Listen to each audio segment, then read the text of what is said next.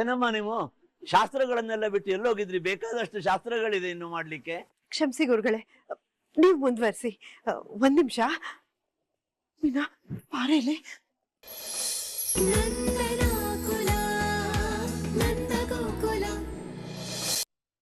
ಅಯ್ಯೋ, hello hello Girja, ಹಾ ರೀ. ನಿನಗೆ ಈಗಾಗ್ಲೇ ವಿಷಯ ಗೊತ್ತಾಗಿದೆ ಅಂತ ಏನ್ ಮಾಡೋದು? ಅಮೂಲ್ಯ ತುಂಬಾ ದುಡ್ಕೋದ್ಲು. ಇಲ್ಲಿ ನಿಮ್ಮ ಅಣ್ಣ ತುಂಬಾನೇ ಕುಗ್ಗೋಗಿದ್ದಾನೆ.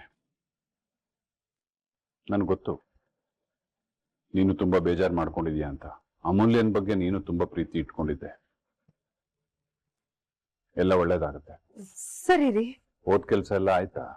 ದರ್ಶನ, ಪೂಜೆ, ಹರಕೆ ಎಲ್ಲ ಸಲ್ಸಾಯ್ತಾ? ಆಯ್ತು ರೀ. ಹಾಗಿದ್ರೆ ಹೊರಟು ಬಂದ್ಬಿಡಿ.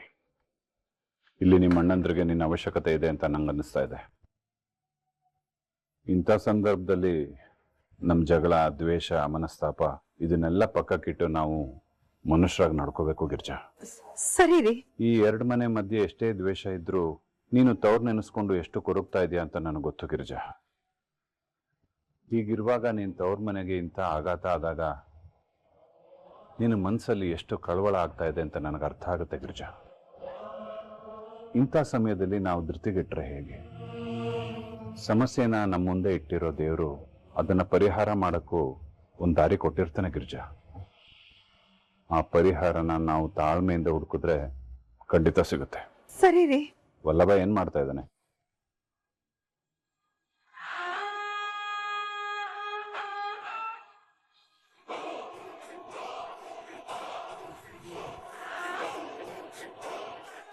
ವಲ್ಲಭನಾ? ವಲ್ಲಭ ಅದು ಆ ಕತ್ತೆ ನಿಮ್ ಜೊತೆ ಇದನೋ ಇಲ್ವೋ? ನಿಮ್ಮನ್ನ ದೇವಸ್ಥಾನದಲ್ಲಿ ಬಿಟ್ಟು ಅವನೆಲ್ಲಾರು ಸುತ್ತಾಡಕ್ ಹೋಗಿದಾನ ಹೇಗೆ? ನನ್ನ ಮಗ ನನ್ ಜೊತೆ ನಿಲ್ತಾನೆ ರೀ. ಏನಂದೆ? ಅಂದ್ರೆ ವಲ್ಲಭ ನನ್ ಜೊತೆನೆ ಇದಾನೆ ಅಂತ ಹೇಳ್ತೀರಿ? ಸರಿ ಸರಿ, ಬೇಗ ಮನೆಗೆ ಹೋಗೋಣ ಅಂತ ಹೇಳು ಅವನ್ಗೆ. ಸರಿ ರೀ.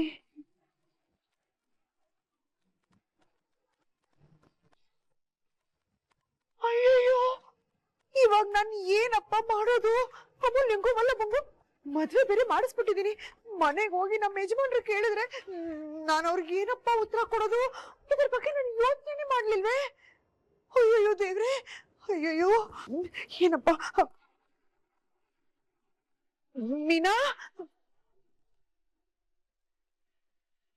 ಏನಮ್ಮ ನೀವು ಶಾಸ್ತ್ರಗಳನ್ನೆಲ್ಲ ಬಿಟ್ಟು ಎಲ್ಲೋಗಿದ್ರಿ? ಬೇಕಾದಷ್ಟು ಶಾಸ್ತ್ರಗಳಿದೆ ಇನ್ನು ಮಾಡ್ಲಿಕ್ಕೆ. ಕ್ಷಮಿಸಿ ಗುರುಗಳೇ, ನೀವು ಮುಂದುವರಿಸಿ. ಒಂದ್ ನಿಮಿಷ. ಮೀನಾ ಪಾರೇಲೆ.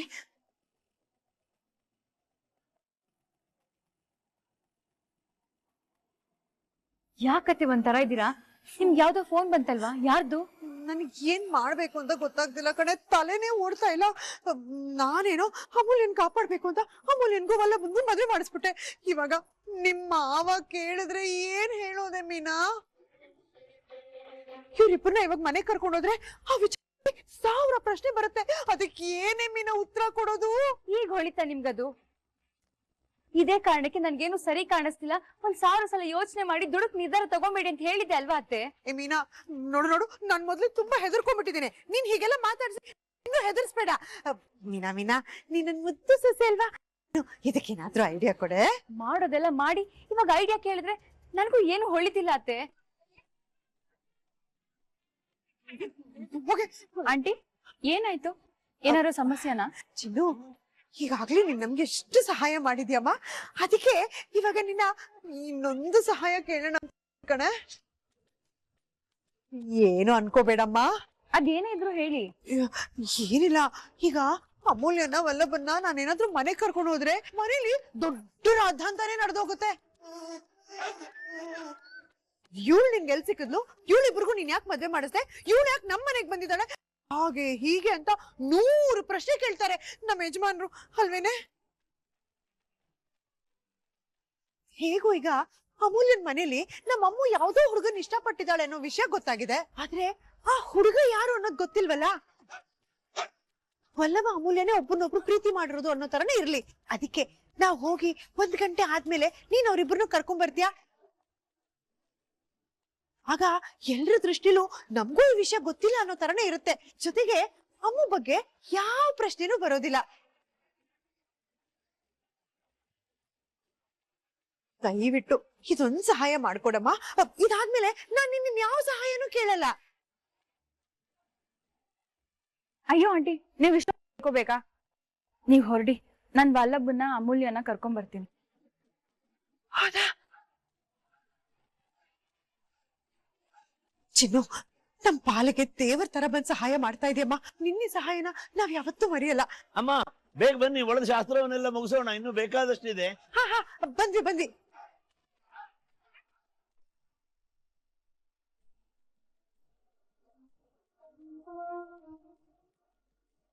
ಏನಮ್ಮ, ಇನ್ನು ಸಪ್ತಪದಿ ತೊಳೆಯೋದಿದೆ, ಕಾಲುಂಗ್ರ ಹಾಕ್ಸೋದಿದೆ, ಅರುಂಧತಿ ನಕ್ಷತ್ರ ತೋರಿಸೋದಿದೆ, ಇದೆಲ್ಲ ಆಗೋದು ಬಿಡು. ಆಗ್ಲಿ ಆಗ್ಲಿ, ಕ್ಷಮಿಸಿ ಪುರೋಹಿತ್ರೆ, ನೀವ್ ಮುಂದುವರಿಸಿ. ವಧುವರರು ಎದ್ ನಿಂತ್ಕೊಳ್ಳಿ. ಅವಳು ನಾನು ಬೆಳೆಸಿರೋ ಮಗಳಾಗಿದ್ದಿದ್ರೆ ಅವಳು ನೆನಪಿನೆಲ್ಲ ನನ್ನಲ್ಲಿ ಇಟ್ಕೊಂಡು ನಾನು ಸಾಯೋರು ಇಟ್ಕೊತಿದ್ದೆ. ಅವಳು ಯಾವಾಗ ಈ ಮನೆನ ಬಿಟ್ಟು ಯಾವ ಮನೆ ಜೊತೆನ ಓಡಾದ್ಲೋ ಅವಳಿಗೂ ಅವಳ ವಸ್ತುಗೂ ಈ ಮನೇಲಿ ಜಾಗ ಕೊಡಲ್ಲ. ಏಯ್, ಏನು ಮಾತಾಡಬೇಡ ನೀನು. ಅವಳನ್ನೇ ಸಾಯಿಸ್ತಾ ಇದ್ದೀನಿ, ಇನ್ನೊಂದು ನೆನಪುಗಳನ್ನ ಇಟ್ಕೊಂತೀನ ಬೇರ್ ಸಮೇತ ಸುಟ್ಟಾಕ್ಬಿಟ್ಟೆ. ಅವಳ ವಸ್ತುಗಳನ್ನ ಸುಟ್ಟಾಕ್ಬಿಟ್ರಲ್ಲ, ಇಲ್ಲಿಗೆ ನಿಮ್ ಕೋಪನ ಕಮ್ಮಿ ಮಾಡ್ಕೊಂಡ್ಬಿಟ್ರಿ. ಎಲ್ಲ ಇದು ಚೆನ್ನಾಗಿರ್ಲಿ ಅಂತ ಮನಸ್ಫೂರ್ತಿ ಹಾರೈಸಿ ಸುಮ್ಮನೆ ಆಗ್ಬಿಡೋಣ. ಅದನ್ ಬಿಟ್ಟು ಹೆತ್ತ ಮಗಳನ್ನೇ ಸಾಯಿಸೋ ಯೋಚನೆನ ಮನಸ್ಸಿನಿಂದ ಬೇರೆ ಸಮೇತ ಕಿತ್ ಹಾಕ್ಬಿಟ್ರಿ. ನನ್ನ ನಿರ್ಧಾರ ಬದಲಾಗಲ್ಲ ಕಲಾ. ಇಡೀ ಊರು ಮುಂದೆ ನಮ್ಮ ಮನೆತನದ ಗೌರವನ ಸಾಯ್ಲೇಬೇಕು. ನೀವೆಲ್ಲ ಸಾಯಿಸೋ ನಿರ್ಧಾರ ಇಷ್ಟು ಸುಲಭವಾಗಿ ತಗೊಂಡ್ಬಿಟ್ಟಿದ್ದೀರಾ. ಆದ್ರೆ ನಾನು ನನ್ನ ಹೆತ್ತು ಕರುಳು ರೀ, ನನ್ನ ಬಗ್ಗೆನೂ ಯೋಚನೆ ಮಾಡ್ರಿ. ಅವಳ ಪ್ರಾಣ ಭಿಕ್ಷೆನ ನನಗ್ ಕೊಡ್ರಿ ಅಂತಿದ್ರಿ. ಆ ದೇವ್ರವಳಿಗೆ ಅಲ್ಪ ಆಯುಷು ಕೊಟ್ರೆ ಯಾರೇನ್ ಮಾಡಕ್ಕಾಗತ್ತೆ? 30 ವರ್ಷಗಳ ಹಿಂದೆ ಗಿರಿಜನ ಆಚೆ ಹಾಕದ್ಮೇಲೆ ಅವಳು ನಮ್ಮ ಪಾಲಿಗೆ ಸತ್ಲು ಅನ್ಕೊಂಡು ಇಲ್ಲಿವರೆಗೂ ನಾನು ಚಂದ್ರು ಬದುಕಿಲ್ವಾ? ನೀನು ಹಾಗೆ ಅಭ್ಯಾಸ ಮಾಡ್ಕೋ. ನಿನ್ನ ಮಗಳು ನಿನ್ನ ಜೀವನದಲ್ಲಿ ಒಂದು ಕೆಟ್ಟ ಕನಸು ಅಂತ ಮರ್ತು ಬಿಡು. ಅವಳು ಇಷ್ಟು ಸುಲಭವಾಗಿ ಮರ್ತು ಬಿಡೋದಕ್ಕೆ ಅವಳು ಈ ಮನೆಗ್ ಬರೋ ಆಗಾಗ ಅತಿಥಿ ಅಲ್ಲ ರೀ, ನಾನು ಹೆತ್ತ ಮಗಳು ರೀ. ಈ ಮನೆ ದೀಪ ರೀ ಅವಳು. ಅವಳು ಈ ಮನೆ ದೀಪ ಅಲ್ಲ, ಈ ಮನೆ ದೀಪನ ಆಚರೋ ಕೆಟ್ಟ ಉಸಿರೋಳು. ಅದಕ್ಕೆ ಆ ಉಸಿರನ್ನ ಶಾಶ್ವತವಾಗಿ ನಿಲ್ಲಿಸ್ತಾ ಇದ್ದೀನಿ. ಹೇಗಿದ್ರು ಸಂಬಂಧಪಟ್ಟ ಎಲ್ಲ ನೆನಪುಗಳನ್ನ ಸುಟ್ಟಾಕಿದ್ದೀನಿ. ಇನ್ನೀ ವಿಷಯದಲ್ಲಿ ನನ್ನ ಹತ್ರ ಚರ್ಚೆ ಮಾಡೋದ್ರಲ್ಲಿ ಯಾವ ಪ್ರಯೋಜನವೂ ಇಲ್ಲ.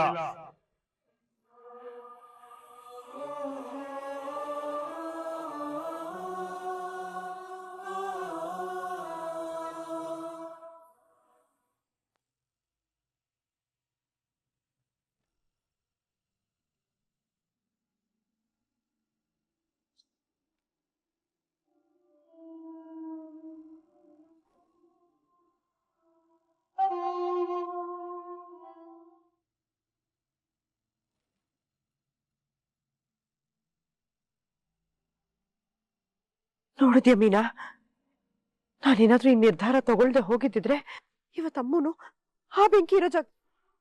ಛೆ, ಬಿಡ್ತು ಬಿಡ್ತು ಬಿಡ್ತು, ನಾನು ಯಾಕೆ ಈ ತರ ಮಾತಾಡ್ತಿದ್ದೀನಿ? ಅದಕ್ಕೆ ಮೀನಾ, ಅಮ್ಮಗೂ ವಲ್ಲಭಂಗೂ ಮದ್ವೆ ಮಾಡಿಸಿದ್ದು.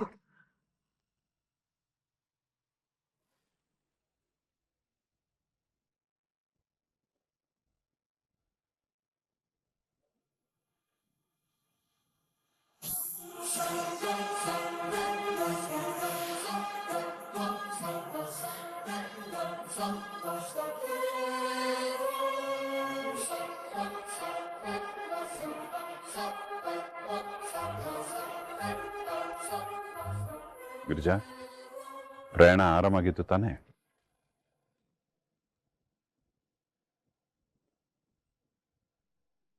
ಯಾಕೆ ಹಾಗೆ ನೋಡ್ತಾ ಇದೀಯ?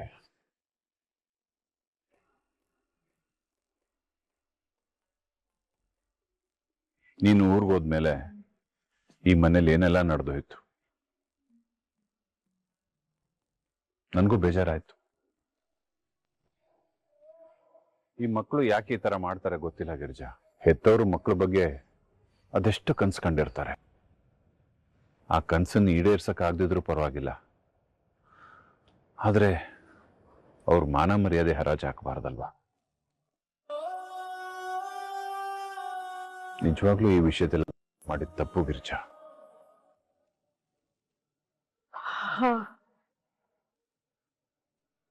ನಿಮ್ಮ ಅಣ್ಣ ನನ್ನ ಮೇಲೆ ದ್ವೇಷ ಅದೆಷ್ಟಾರು ಸಾಧಿಸ್ಲಿ, ಅಮೂಲ್ಯನ ತುಂಬಾ ಪ್ರೀತಿ ಮಾಡಿ ಬೆಳೆಸಿದ್ದ ಅವನು. ಆ ಪ್ರೀತಿಗೆ ದ್ರೋಹ ಮಾಡ್ಬಿಟ್ಲು ಅಮೂಲ್ಯ. ನಂಗೂ ತುಂಬಾ ಬೇಜಾರಾಗ್ತಿದೆ ಗಿರಿಜಾ. ಈ ವಿಷಯದಲ್ಲಿ ನಿನ್ಗೆ ತವ್ರ ಮನೆಗೆ ಹೋಗಿ ಏನಾರು ಮಾತಾಡಿಸ್ಬೇಕು, ಅವ್ರಿಗೆ ಸಮಾಧಾನ ಮಾಡ್ಬೇಕು ಅಂತಿದ್ರೆ ನೀನು ಹೋಗ್ಬೋದು.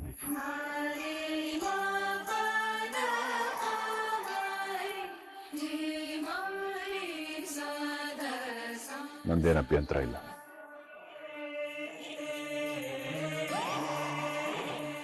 ಪರವಾಗಿಲ್ಲ ರೀ, ನಾನು ನಿಮ್ ಜೊತೆನೇ ಇರ್ತೀನಿ.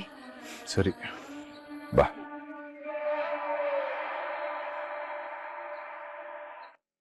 ಅದ್ ಸರಿ,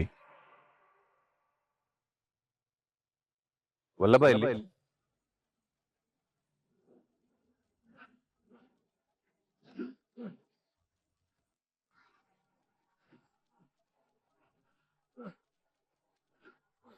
ರೀ, ಅದು ವಲ್ಲಭ ವಲ್ಲಭ ಏನು ಏನ್ ತಡವರಿಸ್ತಾ ಇದೀಯಾ? ಮಾವ, ಅದು ವಲ್ಲಭಂಗೆ ಅರ್ಜೆಂಟ್ ಕಾಲ್ ಬಂತು, ಕಾಲೇಜಿಗೆ ಬರ್ಬೇಕು ಅಂತ. ಅದೇನೋ ಪ್ರಾಜೆಕ್ಟ್ ವರ್ಕ್ಗೆ ಸಬ್ಮಿಟ್ ಮಾಡಕ್ಕೆ ಇವತ್ತೇ ಲಾಸ್ಟ್ ಡೇಟ್ ಅಂತೆ. ಅದಕ್ಕೆ ಅವನು ಆಗ್ಲೇ ಹೋದ. ಅದಕ್ಕೆ ನಾನು ಅತ್ತೆ ಇಬ್ರೇ ಬಂದ್ವಿ. ಹೌದು ರೀ, ಅವನು ಕಾಲೇಜ್ಗೆ ಹೋಗಿ ಆಮೇಲೆ ಬರ್ತೀನಿ ಅಂತ. ನಿಮ್ ಜೊತೆ ಕಳ್ಸಿದ್ ಏನಕ್ಕೆ? ನಾನು ಜವಾಬ್ದಾರಿಯಿಂದ ನಿಮ್ಮನ್ನ ವಾಪಸ್ ಕರ್ಕೊಂಡ್ ಬರ್ಬೇಕು ಅಂತ ತಾನೆ. ಈಗ ಅವನ್ಗೆ ಇಷ್ಟ ಬಂದಾಗ ಹೋಗ್ಬಿಟ್ರೆ ಹೇಳಿದ ಕೆಲಸ ಒಂದು ಸರಿಯಾಗಿ ಮಾಡೋದಿಲ್ಲ ಅವನು. ಮನೇಲಂತೂ ಒಂದು ಕಡ್ಡಿ ತೆಗೆದು ಆ ಕಡೆ ಇಡಲ್ಲ. ಅದಕ್ಕೆ ನಿಮ್ ಜೊತೆ ಹೋಗ್ಬಾ ಅಂತ ಕಳ್ಸಿದ್ದವನ್ನ ಈ ಕೆಲ್ಸನೂ ಸರಿಯಾಗಿ ಮಾಡಿಲ್ಲ. ಅಯ್ಯೋ ರೀ, ಕೋಪ ಮಾಡ್ಕೋಬೇಡ್ರಿ. ನಾನು ಒಬ್ಳೆ ಆಗಿದ್ರೆ ವಲ್ಲಭನ್ ಹೋಗಕ್ ಬಿಡ್ತಿರ್ಲಿಲ್ಲ. ಮೀನಾನು ನನ್ ಜೊತೆ ಇದ್ಲಲ್ಲ, ಹೋಗ್ಬರ್ಲಿ ಅಂತ ಕಳಿಸ್ದೆ. ನೀನೆಲ್ಲ ಅವನ್ನ ಬಿಟ್ಕೊಡ್ತೀಯ? ಆದ್ರೂ ಅವ್ನು ಈ ತರ ಮಾಡಿದ್ ಸರಿಯಲ್ಲ. ಯಾಕೆ ಯಾವಾಗ್ಲೂ ವಲ್ಲಭನ ಬೈಕೋತೀರಾ? ಅವನ್ ಏನೇ ಮಾಡಿದ್ರು ಅದ್ರ ಹಿಂದೆ ಒಂದು ಬಲವಾದ ಕಾರಣ ಇರುತ್ತೆ ರೀ. ಸಾಕು ಸಾಕು, ನಡೀರಿ ಒಳಗೆ.